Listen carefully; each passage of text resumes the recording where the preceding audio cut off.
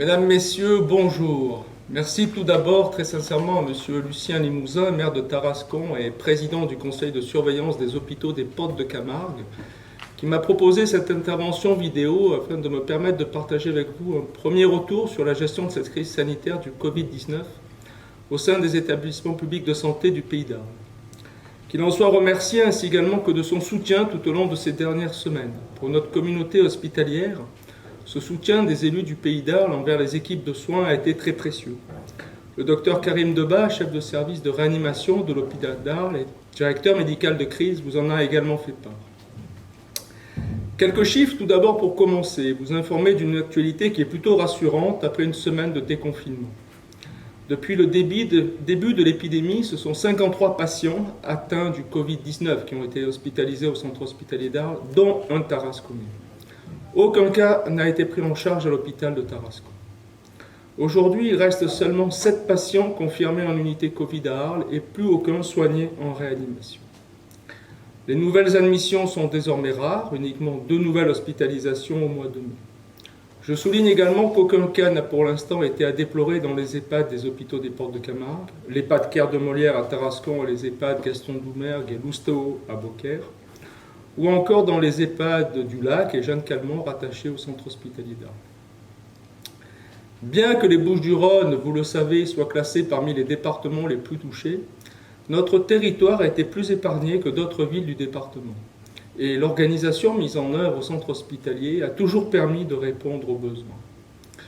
Le dispositif d'accueil et de prise en charge des patients Covid mis en place à l'hôpital s'est ajusté et continue en permanence d'ailleurs de s'adapter à l'évolution de la situation et aux consignes émanant des pouvoirs publics. Dès le début de cette crise sanitaire, une organisation spécifique a ainsi été mise en place pour prendre en charge de manière sécurisée à chaque étape de leur parcours les patients pour lesquels une infection Covid-19 était confirmée ou alors suspectée. Il a été installé aux urgences du centre hospitalier un accueil et un espace dédié Covid-19. Depuis la fin du mois de mars, 2 entrées différenciées ont été instaurées pour créer un circuit spécifique qu'on appelait urgence respiratoire. Une tente a été montée à l'arrière du bâtiment des urgences pour l'accueil des patients dont les symptômes sont caractéristiques du virus.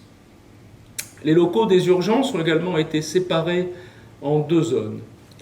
Ce circuit spécifique permet surtout d'éviter tout contact entre les patients potentiellement contaminés par le virus et bien évidemment les autres patients admis aux urgences. Des professionnels dédiés assurent de jour comme de nuit l'accueil et la prise en charge aux urgences respiratoires. En fonction de l'examen médical, les symptômes, facteurs de risque, la prise en charge et l'orientation est différente. Elle est personnalisée pour chaque patient. La majorité bénéficie d'un retour à domicile avec des consignes de confinement et un suivi en lien avec leur médecin traitant. D'autres patients dont l'état est plus fragile sont transférés pour une hospitalisation en unité dédiée Covid ou en réanimation pour les cas les plus graves.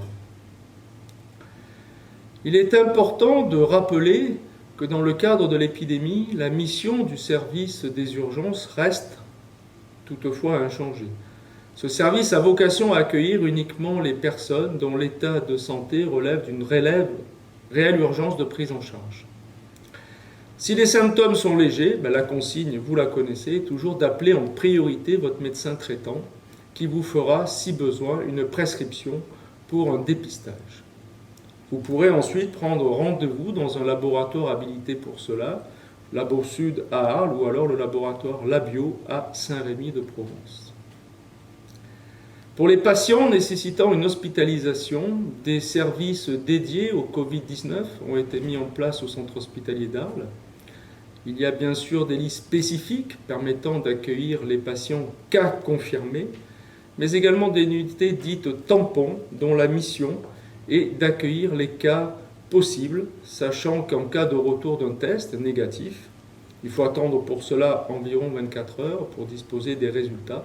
Les patients sont ensuite transférés vers une unité d'hospitalisation plus classique.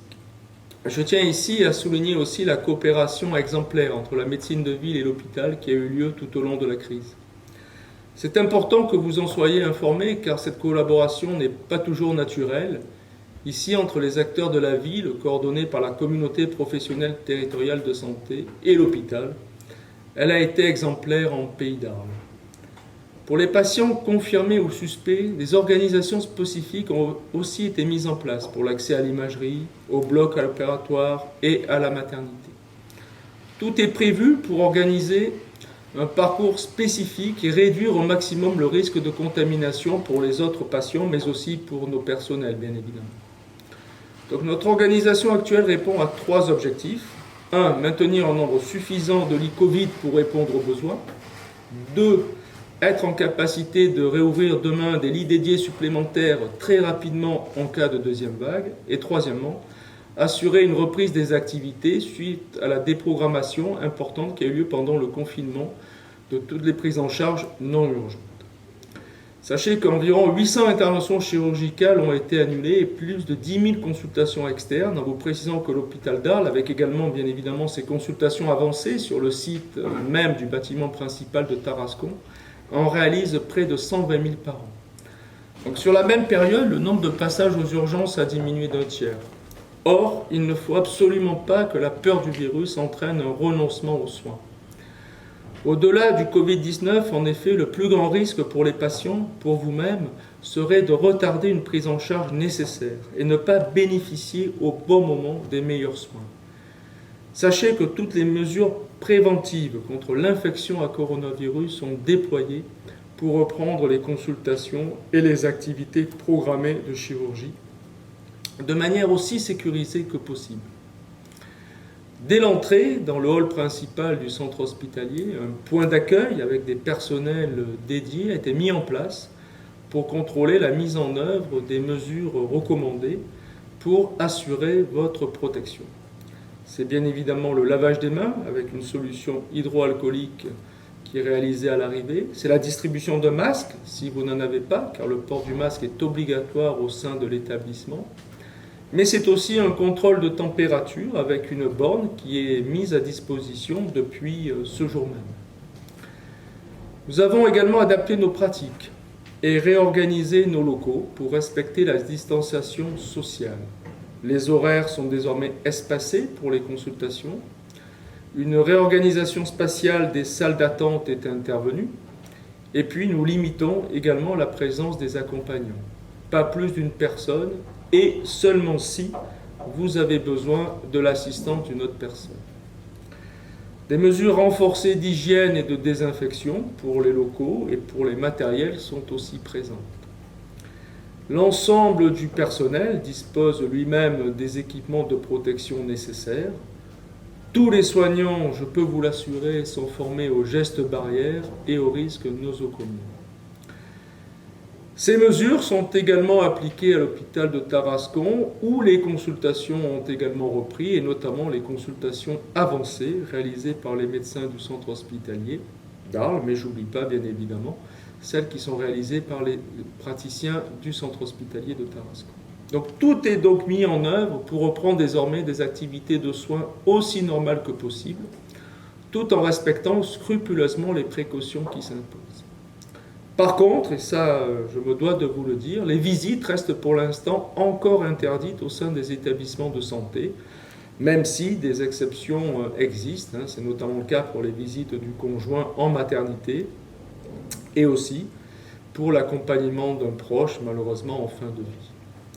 En ce qui concerne les structures médico-sociales, et là je pense notamment à l'EHPAD Claire de Molière, à l'unité de soins longue durée et à la MAS, notre maison d'accueil spécialisée à Tarascon, les visites sont réautorisées, mais de manière là aussi bien encadrée pour protéger notamment les résidents. La visite a lieu en extérieur, de préférence dans un lieu aménagé à cette fin. Des précautions importantes ont été prises à l'attention des familles, à qui nous faisons signer une charte, on vous impose le port d'un masque, sachant que malgré tout, les rendez-vous en visioconférence, qui à travers l'application Skype, qu'on a mis en place depuis le début du confinement, sont maintenus pour favoriser les liens. Donc je remercie, permettez-moi de le faire, toutes les familles et tous les résidents qui ont bien compris et qui ont accepté la nécessité de ces mesures, même si aujourd'hui il y a plus que jamais l'envie de se retrouver comme avant, et je le partage, est très forte. En conclusion, sachez aussi que cette période de crise a été un moment de solidarité majeure au sein même de nos hôpitaux. Toutes les équipes, et je dis bien toutes, se sont mobilisées pour que les soignants puissent réussir leur mission. Bien évidemment, tout n'a pas été parfait, nous avons connu quelques tensions, alors en matière de masques ou de surblouses par exemple, mais toutes les équipes ont joué leur partition. Alors les médecins, les infirmières, les aides-soignantes, mais aussi l'ensemble des personnels médico-techniques, je pense là notamment, je peux citer tout le monde, la pharmacie, l'imagerie, les services logistiques, notamment la blanchisserie, cette période où le linge était quelque chose de très précieux, ou encore les services techniques et administratifs. Si à juste titre vous avez applaudi les soignants à 20h, sachez que vos remerciements vraiment ont fait chaud au cœur à toutes nos équipes. Le plan récemment annoncé, c'était le week-end dernier, par le président de la République en faveur de l'hôpital public, en sera la prochaine traduction, j'en suis persuadé, afin que nous puissions continuer, jour après jour et dans de meilleures conditions, à être à votre service. Je tiens aussi à souligner toutes les marques de soutien que le centre hospitalier d'Arles et les hôpitaux des Portes de Camargue ont reçus durant toutes ces dernières semaines. Les hospitaliers ont été soutenus par un immense élan de solidarité sur notre territoire. Nous avons reçu ainsi des dons d'équipements, donc des masques, j'en parlais, des surblouses ou encore des visières qui se sont avérées très utiles. Mais nous avons également reçu des repas, des fournitures en signe de remerciement et de soutien pour le service, et puis également des dessins d'enfants qui étaient très, très sympathiques, des mots de soutien, des chèques, des dons. Sachez que cette attention nous a touchés et a touché l'ensemble de l'hôpital. C'est une véritable reconnaissance aussi du travail fourni par les professionnels. Donc merci à vous, merci à tous ceux, entreprises, particuliers et bénévoles qui se sont mobilisés et qui nous ont ainsi manifesté leur soutien. Nous ne l'oublierons pas. Alors en cette période, soyez vraiment prudents, restez prudents, respectez bien toutes les barrières, toutes les mesures barrières plutôt, rappelées par les pouvoirs publics. Il en va de votre santé, mais aussi de notre capacité à continuer à faire face. Merci.